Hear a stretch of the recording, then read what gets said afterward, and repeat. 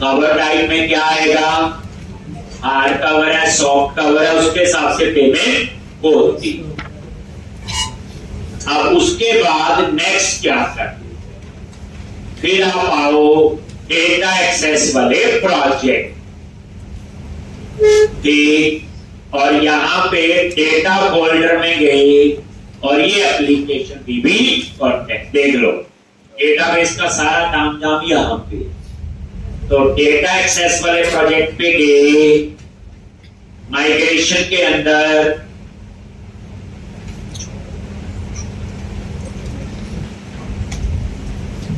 Application dB contact,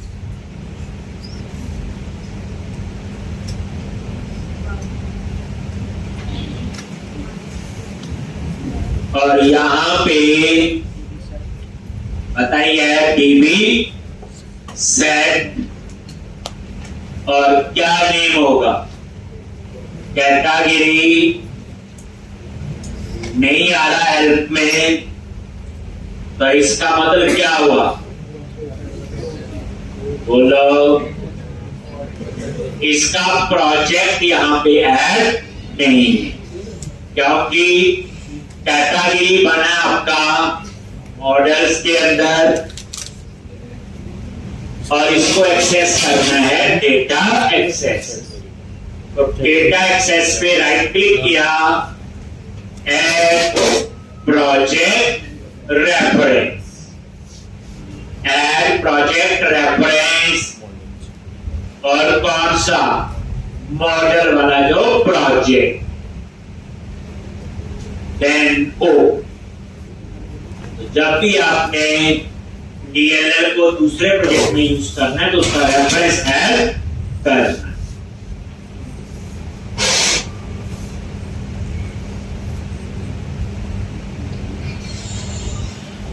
then okay,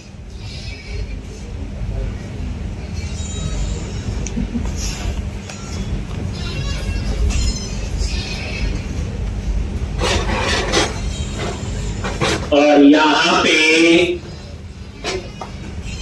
ये आपका आ गया और अब ये ऊपर ऐड हो गया,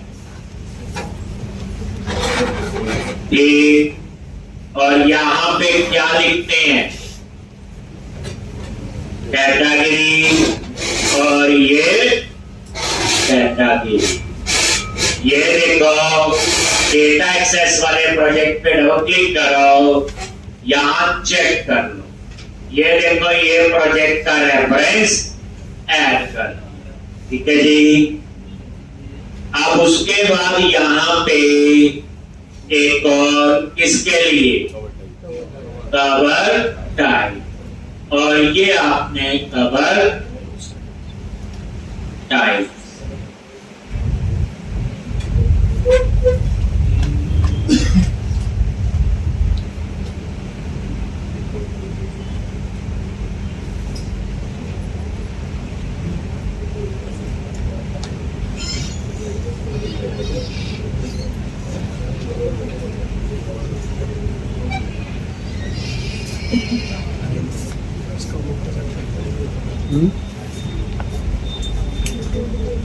अब आपने क्या करना, उसके बाद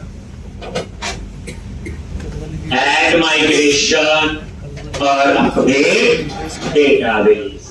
उस डेटाबेस में ऑलरेडी कितने टेबल बने हुए हैं, 7।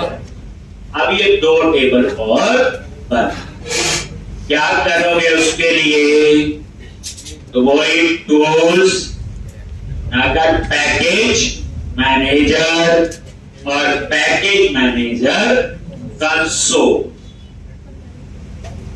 सबसे पहले प्रोजेक्ट सेलेक्ट करना है, डेटा एक्सेस उस पे ही चलाओ, डेटा एक्सेस, क्योंकि एप्लीकेशन डीबी कॉन्टेक्ट उसी में, और यहां पे क्या लिखना है,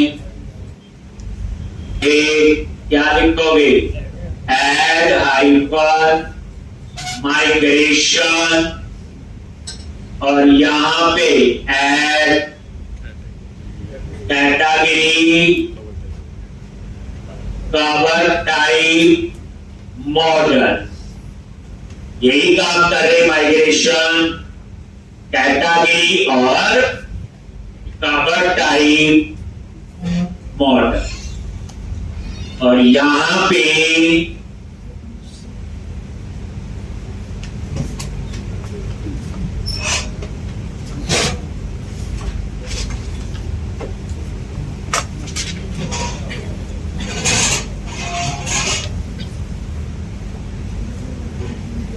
एक, और ये देखो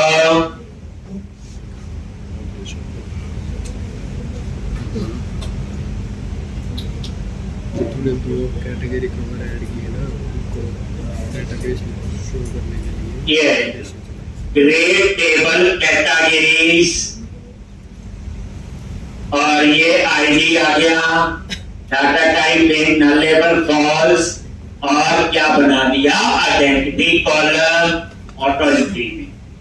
और ये कहां से स्टार्ट करें और स्टेप के ये नेम, और इसके ऊपर एक कंस्ट्रेंट लग गया प्राइमरी। इसी तरह से इसके नीचे दूसरा बन गया कवर टाइप, आईडी, नेम,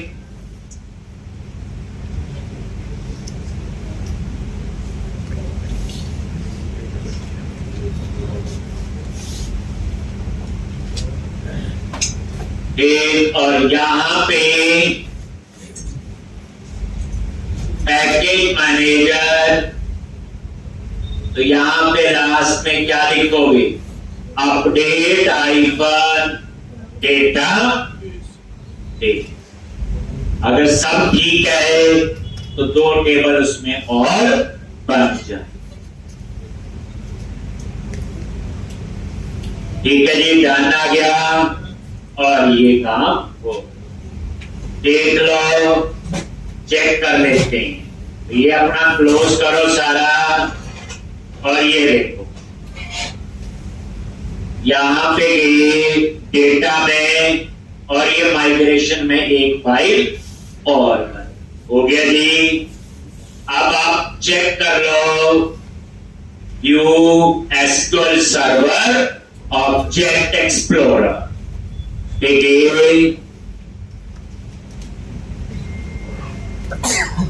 और यहां पे ये लोकल डीबी यूज कर रही हैं, और ये डाटाबेस, और इस लिस्ट में हमारा डेटाबेस होगा। ढूंढ लोगे ecom 1144, सेलेक्ट किया डेटाबेस, और उसके बाद टेबल। तो 7 तो आइडेंटिटी फ्रेमवर्क ने बनाए थे, तो हम बना लिए कैटेगरीज और कवर टाइप। नजर मार लो, ये देखो कैटेगरीज और कवर टाइप हो गया जी। अब आपने क्या करना,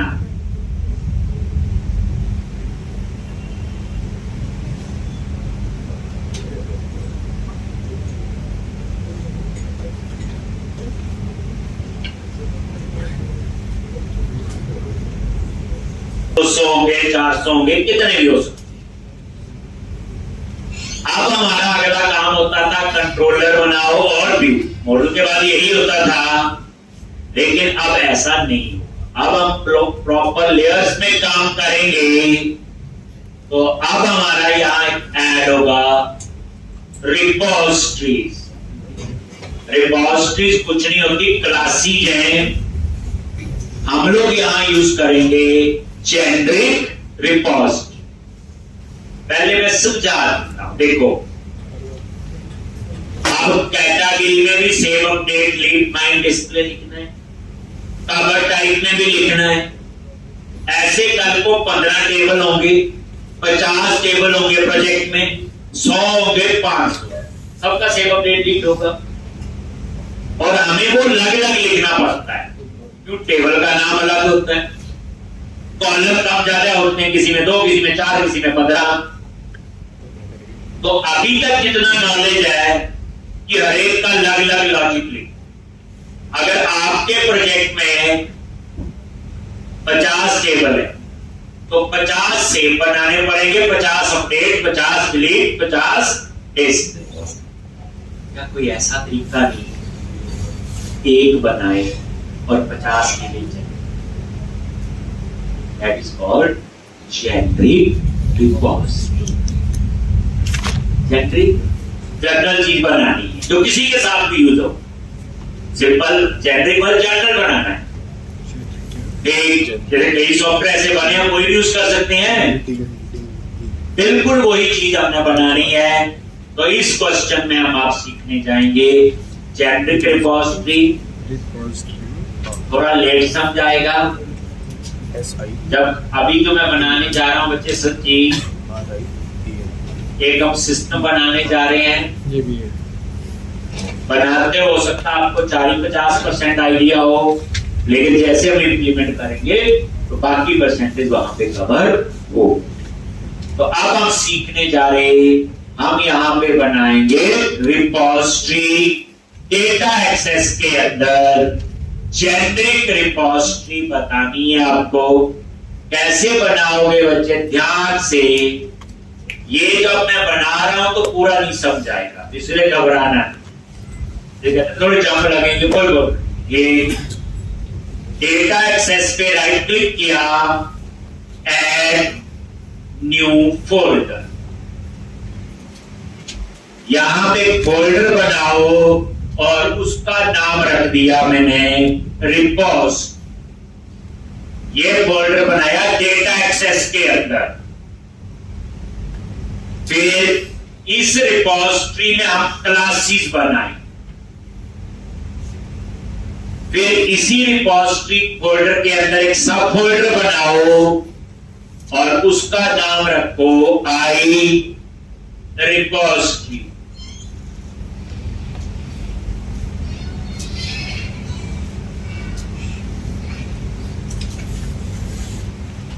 आई रिपॉजिटरी। तो एक रिपॉजिटरी फोल्डर बना लिया और उसके अंदर आई रिपॉज।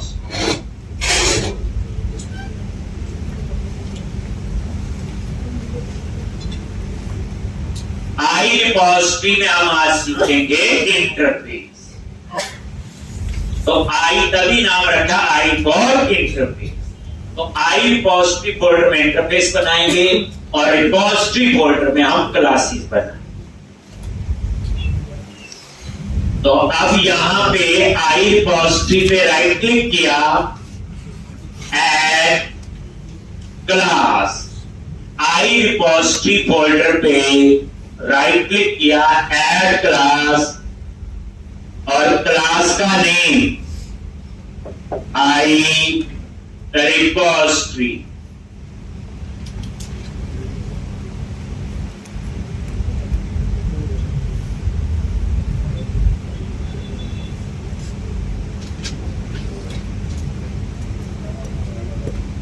आई रिपॉजिटरी।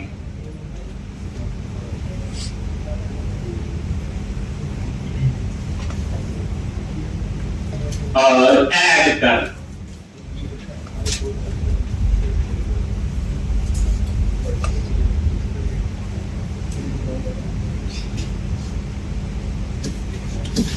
एक आई रिपॉजिटरी और ऐड कर।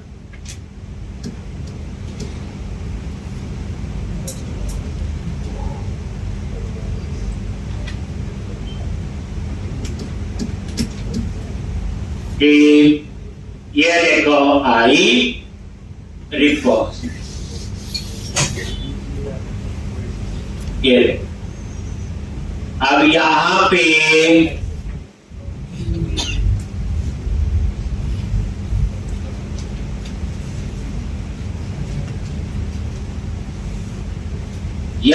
लिख लो पब्लिक और क्लास की जगह क्या कर लो इंटरफेस, बस। तो ये आपका इंटरफेस बन गया आई रिपॉजिटरी। पहली बात इंटरफेस क्या होती है और क्यों बनाते हैं तो जो इंटरफेस होते हैं that is use for declaration. हम इंटरफेस के अंदर सिर्फ मेंबर डिक्लेयर करते हैं, मेंबर डिफाइन नहीं करते। यूज फॉर डिक्लेरेशन, इसमें डेफिनेशन कभी भी नहीं आता। फायदा यह है कि हम कॉमन मेंबर यहां डिक्लेयर कर देते हैं और उसके बाद जब कॉमन मेंबर हम डिक्लेयर कर देते हैं फिर जहां जरूरत होती वहां उस इंटरफेस को इंप्लीमेंट करके उनका कोड लिखते हैं ताकि बेसिक स्ट्रक्चर हमें मिल जाता है। तो इंटरफेस में याद रखना सिर्फ मेंबर डिक्लेयर होते, डिफाइन नहीं होते। We can implement multiple interface in single class. हम एक क्लास के अंदर एक से ज्यादा इंटरफेस इंप्लीमेंट कर सकते हैं।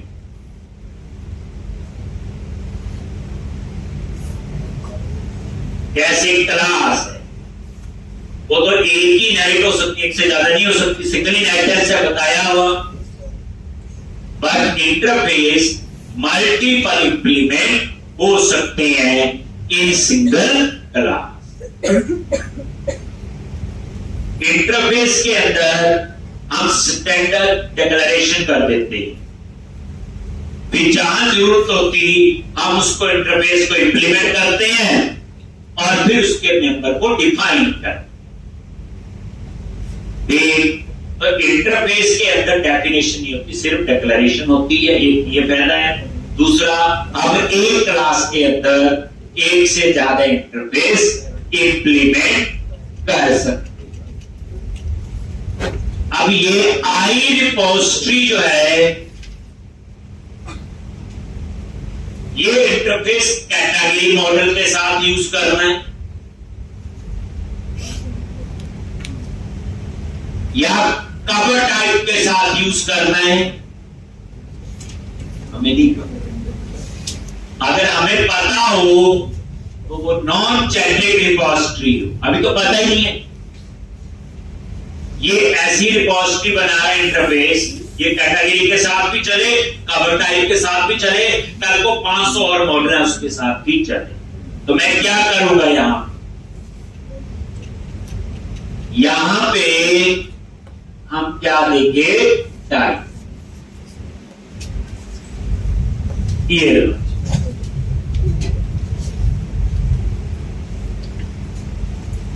इसका क्या मीनिंग?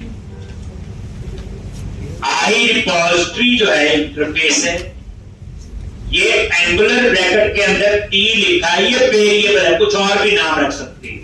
टी बोले तो टाइप। अब ये जो टी होगी ये हमेशा क्लास ही होगी। ये देखो वेयर टी और टी क्या होगी, क्लास। यानी हमने कंडीशन भी लगा दी कि टी कोई वेरिएबल ना हो, कोई क्लास का ऑब्जेक्ट ना हो, कोई स्ट्रिंग ना हो, इंटीजर ना हो, ये क्या होगा, एक क्लास। अब ये क्लास कैटेगरी भी हो सकती है, कवर टाइप भी हो सकती है, फंक्शन नहीं हो सकती। पहली बार पेज लगाया होगा आपने बुक्स के अंदर। तो ये टी जो है, तो यहां पे आई रिपोजिटरी जो इंटरफेस है ये किसी भी मॉडल के साथ यूज कर सकता हूं मैं, जो मॉडल में टी में पास करूं। अगर टी कैटेगरी है तो ये कैटेगरी के साथ काम करेगा, कवर टाइप है तो कवर टाइप के साथ काम करेगा। लेकिन कंडीशन है टी मस्ट बी क्लास। ये कंडीशन मैंने लगा क्या जी। अब मैंने ये नहीं बताया किसके साथ यूज होगा, टी में जो क्लास पास करेंगे उसके साथ यूज होगा। अब वो टी क्लास आपकी कोई भी हो सकती है। दैट्स व्हाई ये क्या है, आपकी generic repository.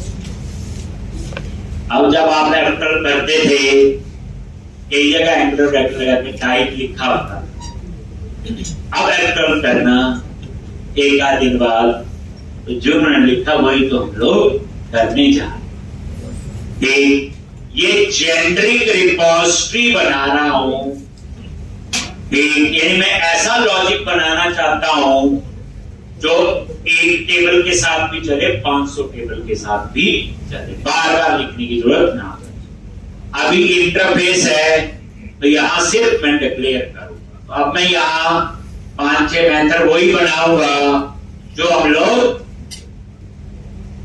Save, update, delete और डिस्प्ले के लिए बनाते हैं। तो सबसे पहले ये वाइट, ये ऐड और टी पास कर दिया एंट्री। ऐड बोले तो सेव, वाइट बताइए रिटर्न टाइप नहीं है, कुछ भी रिटर्न नहीं करेगा।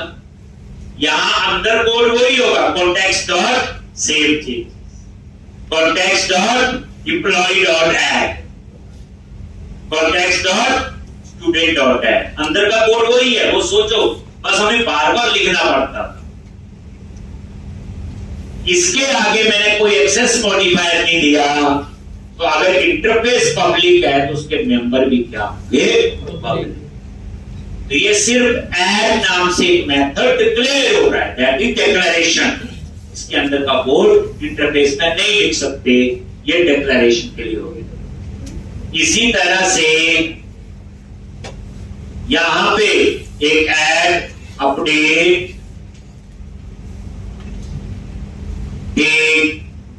रिमूव, या हम नेम रख रहे हैं, कुछ भी रख सकते। 3 मेथड हो गए, वही सेव, अपडेट और डिलीट के लिए मैंने रिमूव रख दिया।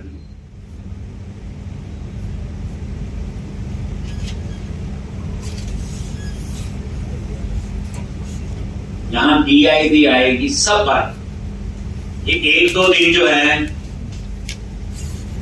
बड़े समझने वाले।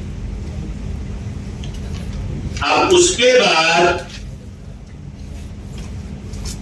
रिमूव रेंज भी होगा, अगर एक से ज्यादा रिकॉर्ड हमें इकट्ठे रिमूव करने, ठीक। तो यहां पे रिमूव एक और बना लो। यहां पे क्या लिखा, इंट आईडी, ये ओवरलोड हो गया। कई बार हम डिलीट आईडी से भी करते हैं, कई बार हमने सीधा एंटिटी ही पास कर दी।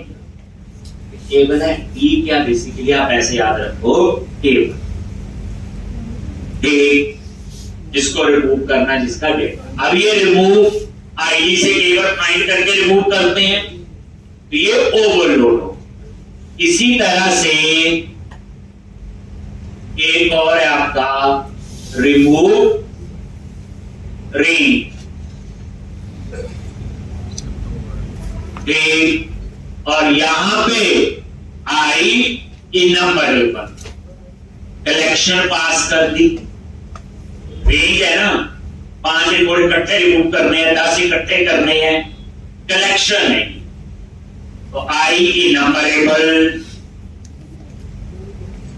ये सिंपल है, ऐड, अपडेट और रिमूव।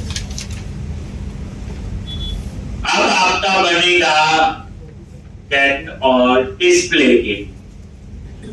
अब ऐसा डिस्प्ले बनाना है जो कि सबके साथ चले, जिसमें हमें ध्यान रखना है ज्वाइंट्स भी होंगे।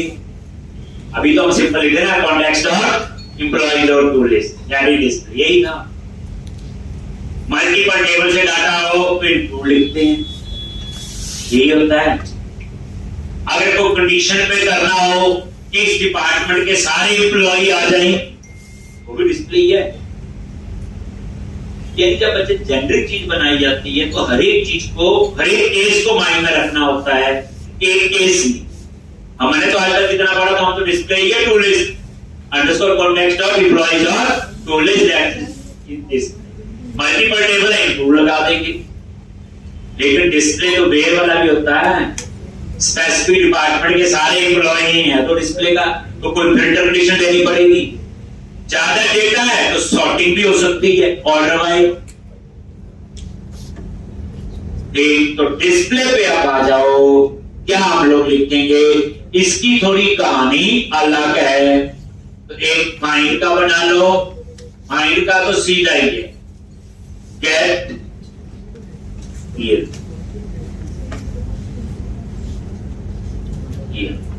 ये फाइंड का हो गया।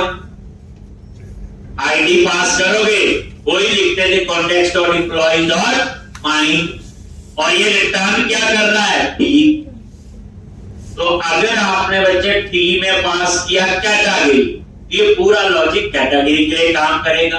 Add update lead find, cover type के लिए काम करेगा, प्रोडक्ट तो उसके लिए काम करेगा। अब उसके बाद गेट ऑफ, ये डिस्प्ले के लिए है, तो कलेक्शन रिटर्न करेगा। क्या रिटर्न करेगा, आई नंबरेबल, ये देखो।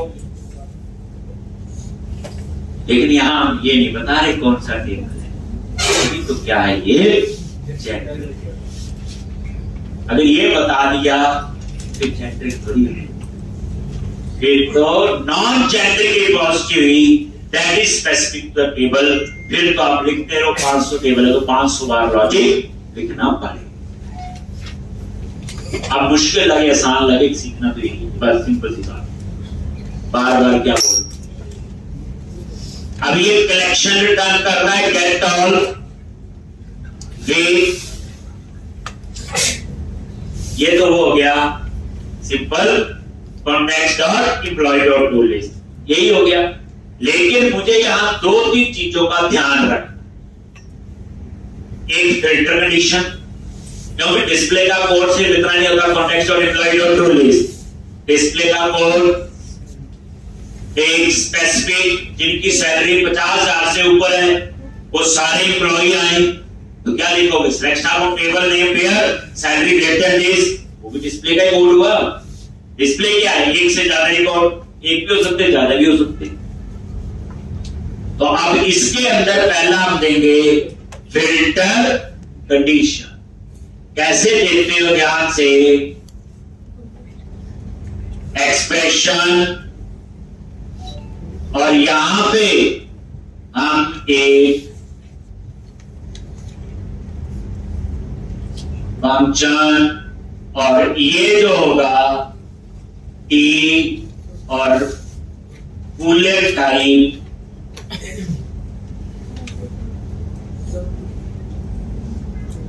और यहां पे फिल्टर, और नहीं है तो बाय डिफॉल्ट नल। ये एक्सप्रेशन, ये फिल्टर कंडीशन है, ये देख लो, ये फिल्टर है। आप इसको ऐसे कंसीडर करो, filter select star from table name where date of birth greater than this, that is filter condition. जिनकी डेट ऑफ बर्थ इससे ज्यादा है वही डिस्प्ले होगा। ऐसे कोई भी फिल्टर कंडीशन हो सकती, select star from table name where department number 10, अब 10 डिपार्टमेंट में 100 एम्प्लॉय भी हो सकते, दैट इज फिल्टर कंडीशन। हम लोग क्या करते हैं, कॉन्टेक्ट और employ dot to list display का। अगर आप कोई फिल्टर कंडीशन नहीं दोगे तो बाय डिफॉल्ट इसमें क्या पास कर दिया, नल। क्या पास कर दिया, नल। इसका मीनिंग क्या है, कुछ ना पास करो तो ऑटोमेटिकली इसमें क्या जाएगा, नल। और ये कंसीडर होगा एक किस्म से ऑप्शनल पैरामीटर, मुझे पास करने की जरूरत नहीं, ऑप्शनल हो गया ना, कुछ ना पास करो तो नल। तो ये फिल्टर कंडीशन, तो ये बच्चे एक्सप्रेशन है। एक लेवल नीचे की कैटेगरी जो हम अभी तक करते थे, एक लो लेवल है बैकग्राउंड में, जैसे एक्सप्रेशन को सॉल्व करने के लिए एक्सप्रेशन है, और ये फंक्शन है आपका। ये कॉल बैक फंक्शन होते हैं, बताएंगे आगे, इनको डेलीगेट्स कहते हैं। किसके साथ यूज होगा, टी और बुलेट टाइप। अब यहां पे दूसरा लिखो, ये एक पैरामीटर हो गया कैट में, फिल्टर कंडीशन। दूसरा क्या, मल्टीपल टेबल, कभी मल्टीपल होंगे कभी नहीं भी होंगे, कभी सिंपल ही होगा कॉन्टेक्स्ट और एम्प्लॉय डॉट टू लिस्ट, और कभी होगा context of employ dot include, department include, designation पढ़ा हमने। तो अगर मल्टीपल टेबल हैं तो उसके लिए फिर हमने क्या करना है, एक और पैरामीटर, या पहले सॉर्टिंग वाला कर लेते हैं, एक कॉमा देके पहले सॉर्टिंग। इस सॉर्टिंग करनी है कि नहीं, बताया सॉर्टिंग असेंडिंग ऑर्डर में, डिसेंडिंग ऑर्डर में। जैसे ज्यादा डेटा आ रहा है, क्या उसको सॉर्ट करना है कि नहीं, करना है कि नहीं, ये उसके लिए क्या लिखोगे, अगेन ये कॉल बैक फंक्शन आई क्वेरीएबल किस पे, टी पे, और क्या करना है, आई ऑर्डर्ड क्वेरीएबल, आई ऑर्डर्ड क्वेरीएबल, और यहां पे ऑर्डर बाय, और यहां पे नल।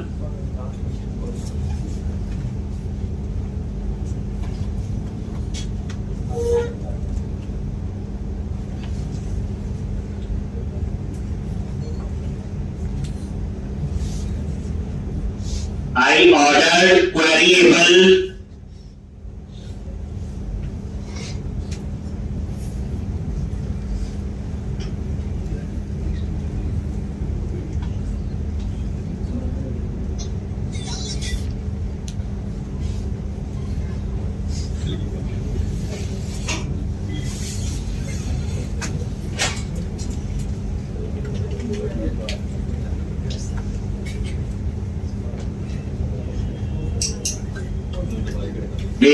I ordered queryable, तो ये ऑर्डर बाय। अगर आपने सॉर्टिंग नहीं करनी है तो ऑर्डर बाय में बाय इनपुट क्या पाया जाएगा, ना।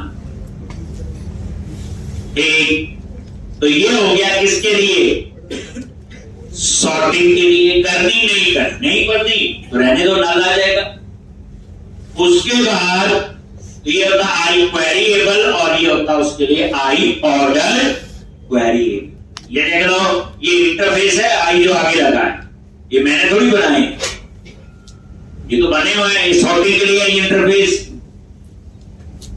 अब आप आ जाओ, पता है आई नंबरेबल भी इंटरफेस। सोचो, हमने भी आई मॉस्टी नाम रखा, हमारा भी इंटरफेस है कि अब मल्टीपल टेबल्स, उसके लिए एक स्ट्रिंग टाइप का वेरिएबल लेंगे और उसमें हम मल्टीपल टेबल्स पास करेंगे। कैसे, ये देखो, स्ट्रिंग ये वेरिएबल ले लिया, अगर इसमें कुछ नहीं पास करो तो नल टेबल ही है। अगर मान लो एक से ज्यादा टेबल हैं, आप पता कैसे पास करोगे इसमें, इस तरह से कमेंट बना रहा हूं, कैटेगरी कॉमा कवर, जैसे department comma designation, department comma designation. तो अगर मल्टीपल टेबल हो तो, अगर सिंगल टेबल है तो इसमें नल आएगा। सॉर्टिंग नहीं करनी तो नल आएगा, फिल्टर कंडीशन नहीं करनी, जैसे आपको सिंपल ही लिखना है context of employ dot list, तो तीनों पैरामीटर नल। सॉर्टिंग करनी है तो ऑर्डर बाय देंगे। मल्टीपल टेबल इंक्लूड यूज करना है तो ये वाली प्रॉपर्टी सेट करेंगे वे कौन कौन सा टेबल है। ठीक, तो अब उसके बाद बच्चे भी मेंबर डिक्लेयर हो रहे हैं, डिफाइन का कोड लिखना है।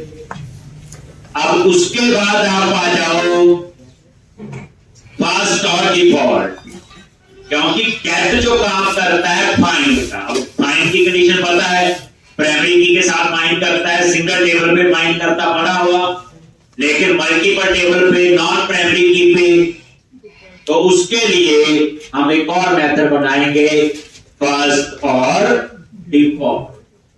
ठीक, तो रिटर्न टी होगा, क्योंकि होगा तो ये सिंगल रिकॉर्ड ही आएगा ना। ठीक, और यहां पे क्या क्या पैरामीटर होंगे, बताओ ऊपर वालों से। पहला तो हो गया फिल्टर कंडीशन, तो सेम एक्सप्रेशन और वही टी और ये बुलेट टाइप और फिल्टर और ये ना। पहला पैरामीटर तो यही है। यहां फिल्टर कंडीशन क्या होगी? फर्स्ट डिफॉल्ट है ना, यहां ऐसे होगी select star from table name where ID हो गया, प्राइमरी की वाला कॉलम हो गया, या कोई ऐसी वैल्यू जो डुप्लीकेट फिल्टर कंडीशन होगी। कोई और भी हो सकती ना, जैसे ईमेल वाला था, नहीं तो गेट तो इसमें तो कोई फर्क ही नहीं हुआ। गेट सिंगल टेबल पे चलेगा और प्राइमरी की पे। फर्स्ट और डिफॉल्ट सिंगल टेबल पे भी चलेगा, मल्टीपल टेबल पे भी चलेगा, नॉन प्राइमरी की कॉलम पे भी चलेगा, नॉन प्राइमरी पे भी चलेगा, प्राइमरी। दूसरा, क्या ऑर्डर वाइज जरूरत है कि नहीं?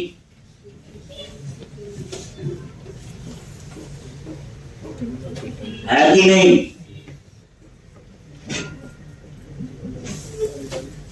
तो फर्स्ट और डिफॉल्ट ने एक ही रिकॉर्ड देना है, उसको क्या ऑर्डर बाय करूं? सॉर्ट तो जब होगा ना, ज्यादा आता हो, जब रो ही एक आ रही उसमें क्या सॉर्टिंग होगी? नहीं होगी ना। यहां ऑर्डर बाय की जरूरत नहीं। यहां पे मल्टीपल टेबल हो सकते हैं, तो कॉमा देके ये दूसरा मल्टीपल टेबल वाली कहानी आए।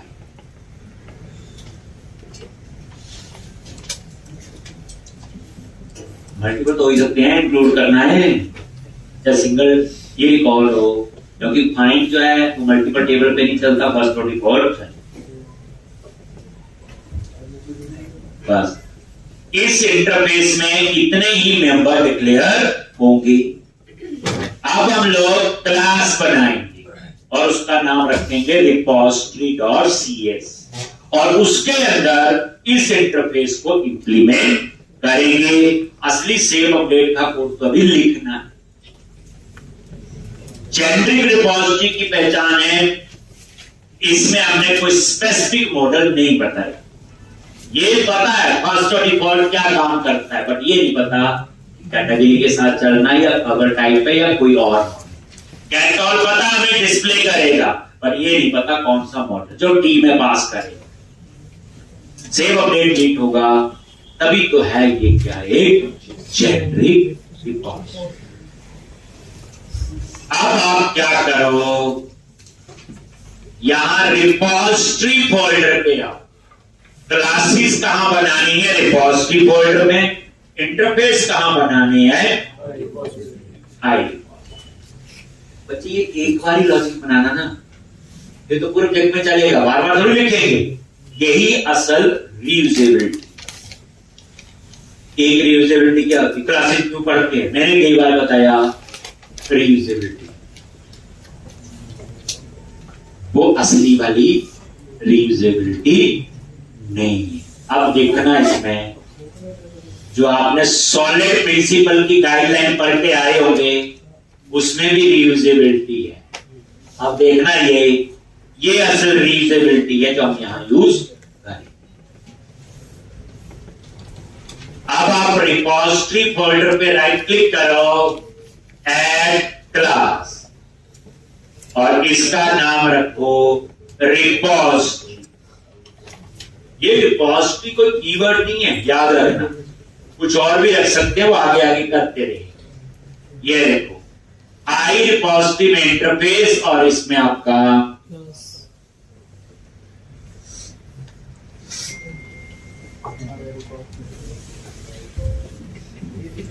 किसमें करनी है क्रिएट? आई वाली ये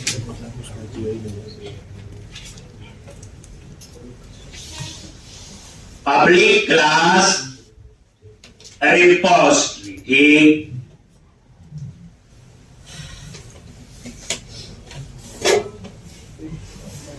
एक public class repository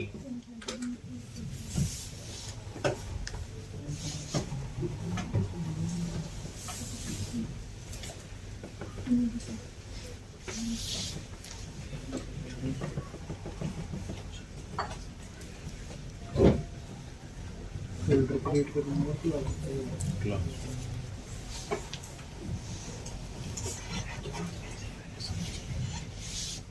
public class repository.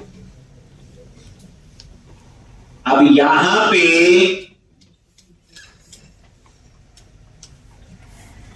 ये क्लास किसके साथ यूज होगी, ये बता दिया। ये क्या हो गया आपका, टाइप। क्या आ गया ये, टाइप। और यहां हम इंटरफेस को भी इंप्लीमेंट करें। ठीक, कैसे, कॉलम आई रिपोजिटरी, ठीक, और यहां पे भी टी पास कर, और आगे ये रिपोजिटरी क्लास है और उसमें इंटरफेस इंप्लीमेंट करना है जो अभी हमने बनाया, लेकिन पास टी करना है, टी बोले तो टाइप, लेकिन होगी वो क्लास। क्लास भी टाइप होती है, इनमरेशन भी टाइप है, स्ट्रक्चर भी टाइप है। अब इसी इंटरफेस को यहां पे जाओ और इसे इंप्लीमेंट कर। ये देखो आई रिपोजिटरी पे गए, पहले इसका नेम स्पेस ऐड कर लो, कर लिया जी, और फिर इंप्लीमेंट इंटरफेस क्लिक करो। ये देखो फायदा, देखो जितने मेंबर डिक्लेयर हुए थे उन सबके ब्लॉक बन के आ गए। हमें सिर्फ इसके अंदर कोड लिखना है।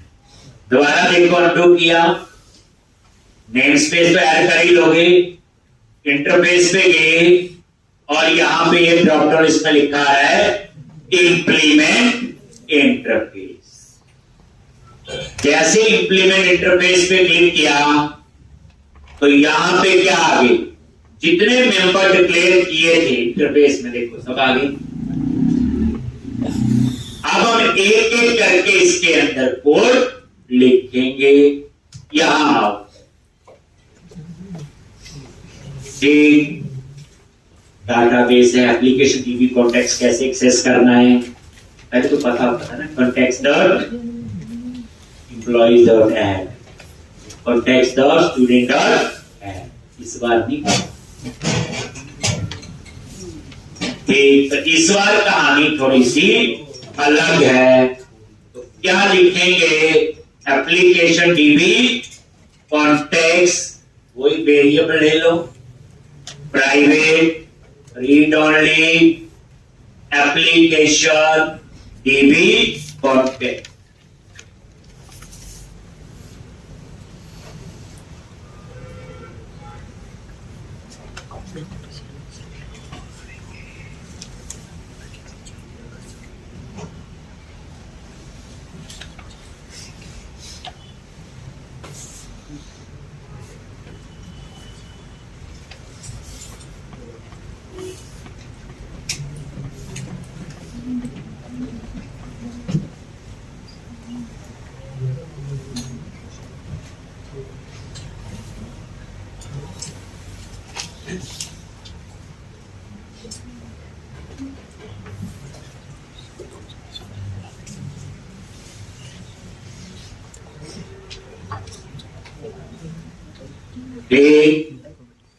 प्राइवेट रीड ओनली एप्लीकेशन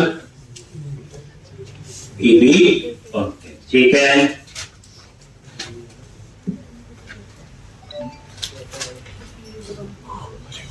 अब यहां पे एक डीबी सेट टाइप का एक इंटरनल,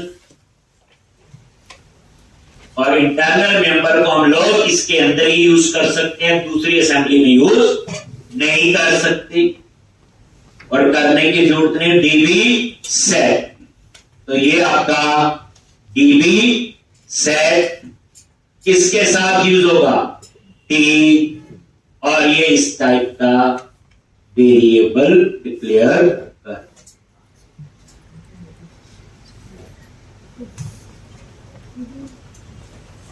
ये जो टीवी सेट डिक्लेयर हुआ है, जो टी पास करे ये उसके लिए, अब वो टी कैटेगरी हो, कवर टाइप हो, जैसा भी हो, उसके बाद यहां पे कंस्ट्रक्टर में आ जाओ और यहां पे एप्लीकेशन डीबी, कॉन्टेक्स्ट, और इतना तो आपको पता है।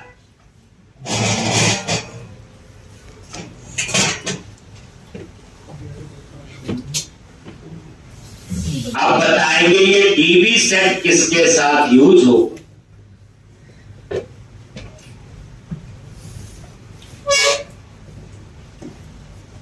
अभी डीबी सेट को नहीं पता कौन सा कॉन्टेक्स्ट है, तो यहां पे अंडरस्कोर कॉन्टेक्स्ट डॉट सेट, अब बता दे।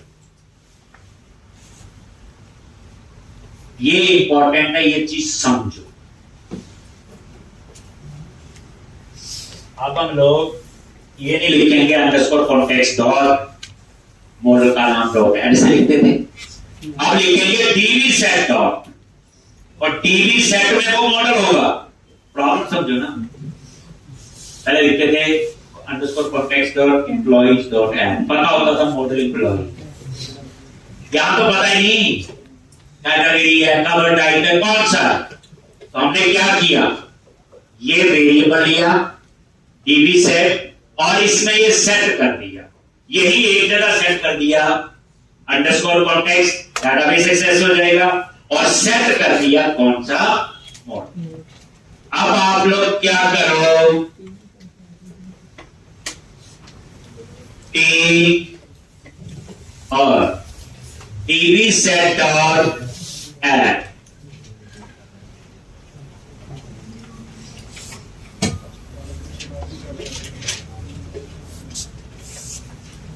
टीवी सेट डॉट एड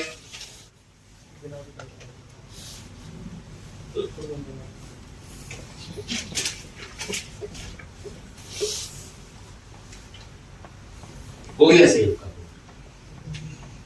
अब ये सेव कहां करेगा, कौन से टेबल में, जो एंटिटी आपने पास, डाटा, डाटा में एंटिटी में डाटा ही आएगा, और वो टी टाइप करेगी, और यहां तो लिखा नहीं टेबल का नाम, वो हमने यहां लिख दिया कौन सा मॉडल। ठीक, तो पहले सिंपल ऐड लिख लेते हैं, फिर लिखेंगे अपडेट का, पहले सिंपल सिंपल, तो ये हो गया। चले आगे, अब हम लोग बना लेते हैं पहले ये लॉजिक, छोटे छोटे कोड लिख लेते हैं, क्या लिख लेते हैं, ये लिख लिया ऐड, ये गेट, गेट में क्या करना है, return TV set dot find, बात तो वही है, फाइंड वही है जो हम यूज करते थे, लॉजिक हो गया, ये फाइंड का हो गया।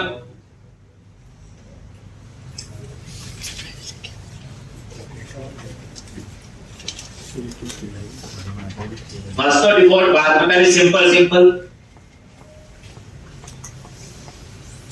लेकिन यहां ये नहीं लिखा कहां फाइंड करना, टीवी सेट डॉट एम्प्लॉय में फाइंड करना है, कैटेगरी में, कवर टाइप में, वो उसे यहां से पता चल रहा है, इस लाइन से, यहीं से पता चल रहा है, और ये मॉडल हमने ऊपर उस टाइप का डिक्लेयर किया, जेनेरिक रिपॉजिटरी हो गया। अब ये रिमूव वाला बना लेते हैं, जो आता है हमें, TV set dot remove logic होगी, कोड तो वही है, वो थोड़ी चेंज हो जाएंगे, ये लॉजिक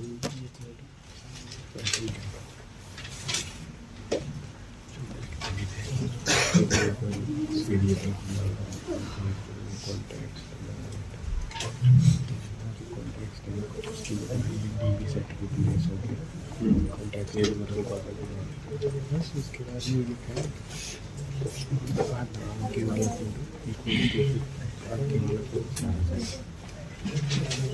बस नहीं लिखा डिलीट सेव पहले तो दे सकता ये आईडी से इसको लिख लो। फिर क्या लिखेंगे यहाँ? TV set dot remove. ये रिमूव वही है बच्चे जो हमने यूज किया हो। आईडी लॉजिक कैट हमने ऊपर बनाया था, कैट जो हमने बनाया हमने उसी को कॉल कर लिया। देखो आईडी पास किया, उसको फाइंड कर देगा, टी में डाल देगा, तो हमने सीधा वही लिख दिया। अगर आईडी पे फाइंड करके रिमूव करना है, ये वो आ गया। अब तीसरा रिमूव रेंज, क्या लिखोगे? DB set dot remove range. ज्यादा रिकॉर्ड है, इकट्ठे डिलीट करने। रिमूव रेंज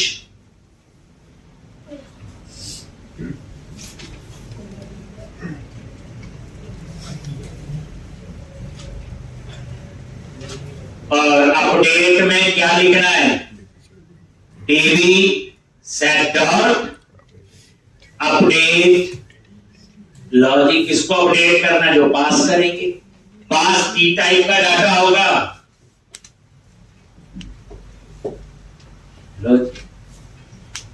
बस 2 मेंबर बच गए, गेट ऑल और फास्ट और डिफॉल्ट। उसमें थोड़ी कहानी अलग है।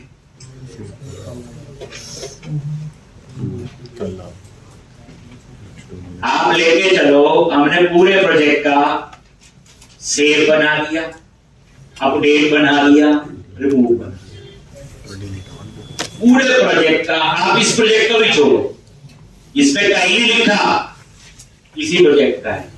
यही रिपोजिटरी उठा के दूसरे प्रोजेक्ट में यूज कर लो। ये जो जेनरिक का मतलब यही तो है। तो जो ये स्ट्रक्चर बना रहे, ये उठा के आप दूसरे प्रोजेक्ट में यूज कर लो। टेबल ही हो गए और कैटेगरी का टाइप कोई और होगी ना। मैंने यहां लिखा, तो याद रखना ये प्रोजेक्ट का एक स्ट्रक्चर है जो आप फॉलो करते हो, और कंपनीज में भी ऐसे ही फॉलो हो। कोड रिव्यू होते हैं, ये सब कुछ ये चेक किया जाता है। पढ़ने का अलग तरीका होता है, काम करने का अलग होता है, याद रखना। अब चाहे गुस्सा करें और ना वही पढ़ेगा। 1-2 दिन मुश्किल होगी, तो ये भी आसान हो जाएगा। पहले को कोड भी आसान हुई है थोड़े टाइम बाद। अब आपका जो है, हम क्या करेंगे? यहां पे ये गेट ऑल बनाएंगे और फिर बनाएंगे फर्स्ट और डिफॉल्ट। कल हम लोग ये करें।